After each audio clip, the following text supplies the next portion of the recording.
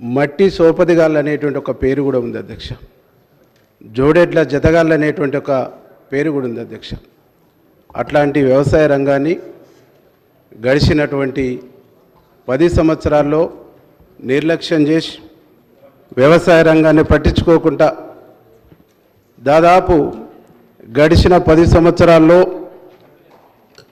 దాదాపుగా ఎంతమంది రైతులు ఆత్మహత్యలు చేసుకున్నారంటే ఇది నేను చెప్తున్నటువంటి రిపోర్ట్ కాదు అధ్యక్ష.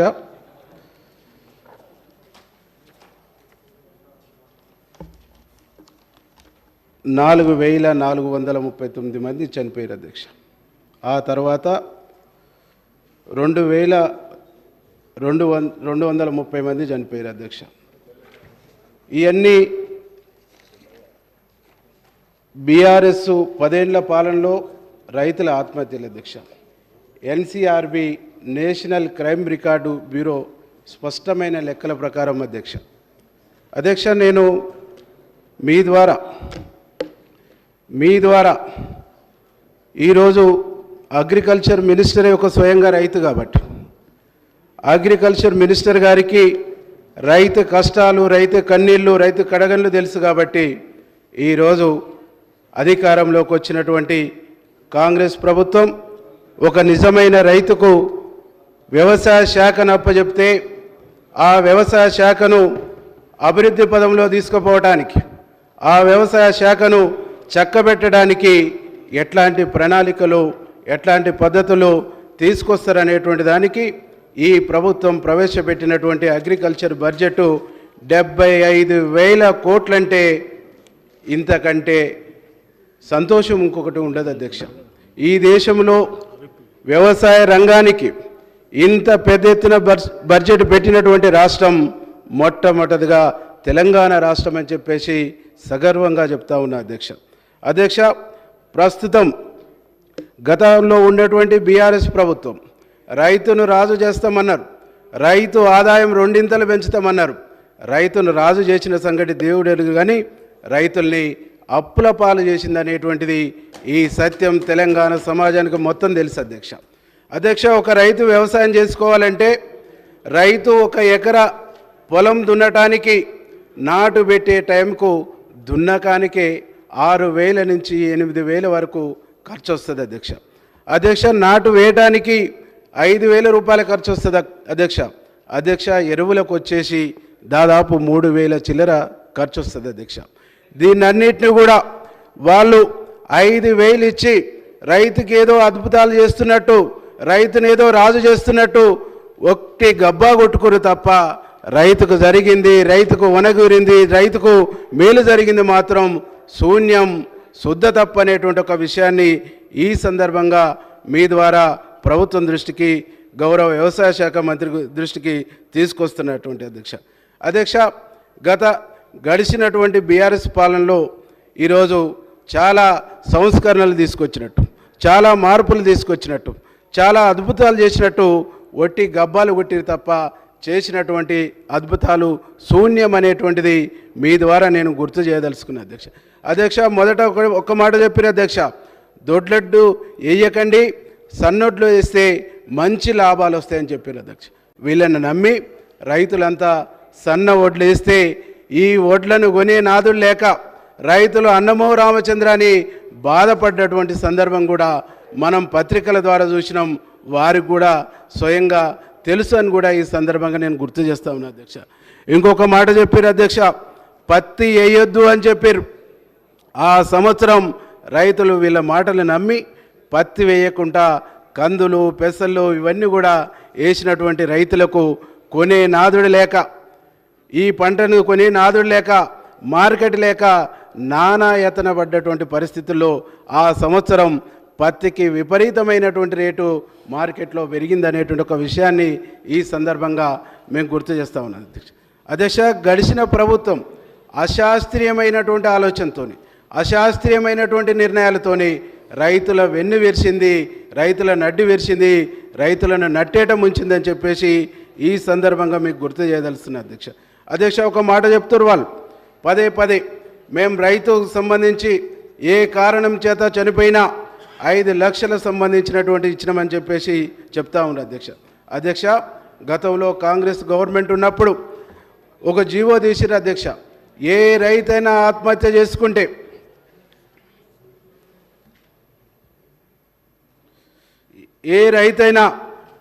ఆత్మహత్య చేసుకుంటే 5 లక్షలు ప్రభుత్వం ఇచ్చేటువంటి ఒక జీవో కూడా గతంలో వచ్చింది. దాని ప్రకారంగా గడిచిన రాజశేఖర రెడ్డి కాంచి గడిచిన ప్రభుత్వాల్లో కూడా ఇచ్చింది అధ్యక్ష. దాన్ని ఏదో కొత్తగా మసి మారేడికాయ చేసినట్టు అనేక పేర్లు అనేక పద్ధతుల్లో దాన్ని మసి మారేడికాయ చేసి కొత్త స్కీమ్ తీసుకొచ్చినట్టు ఒక పగలగాలు వెతికిరి తప్ప దాంట్లో సత్యం లేదని చెప్పేసి కూడా ఈ సందర్భంగా నేను గుర్తు చేయదలుచుకున్నా అధ్యక్ష. నిజంగా ఈ దేశం వ్యవసాయక దేశం, వెనుకబడినటువంటి దేశం. ఈ దేశ అభివృద్ధి కూడా వ్యవసాయ రంగం మీదనే ఆధారపడి ఉంటుంది. అట్లాంటి విలువైనటువంటి వ్యవసాయ రంగాన్ని, అట్లాంటి విలువైనటువంటి అగ్రికల్చర్ డిపార్ట్మెంటును సర్వనాశనం చేసి రైతాంగాన్ని వీధుల పాలు చేశారనేటువంటి ఒక విషయాన్ని కూడా మీ ద్వారా గుర్తు చేయదలుచుకున్నా అధ్యక్ష. క్రాప్ కాలనీలు అన్నారు. క్రాప్ కాలనీలు అని చెప్పారు. క్రాప్ కాలనీల మాట అటకెక్కింది. క్రాప్ కాలనీలు లేవు. క్రాప్ కాలనీని ఏర్పాటు చేసినటువంటి దాఖలాలు లేవు. చిన్న రైతులు, చిన్న సన్నకారు రైతులు 1 ఎకరం, అరెకరం, 2 ఎకరాలు ఉన్నటువంటి వాళ్ళు ఎట్లా వ్యవసాయం చేసుకుంటారు? ఈ కమతాల ఏకీకరణ ద్వారా ఒక 20 ఎకరాలు, 30 ఎకరాలని ఒకే చోట చేసి వాళ్ళకు పెట్టుబడి ఇచ్చి, వాళ్ళకు మిషనరీ ఇచ్చి, యంత్రాలు ఇచ్చేసి వారిని గొప్ప రైతును రాజు చేస్తామని చెప్పారు. రైతును రాజు చేసినటువంటి మాట దేవుడెరుగు. కానీ గత ప్రభుత్వం చేసినటువంటి తప్పిదాలు ఏంటంటే అధ్యక్ష, గతంలో కాంగ్రెస్ ప్రభుత్వం ఉన్నప్పుడు రైతులకు యంత్రాల మీద సబ్సిడీ ఉండేది.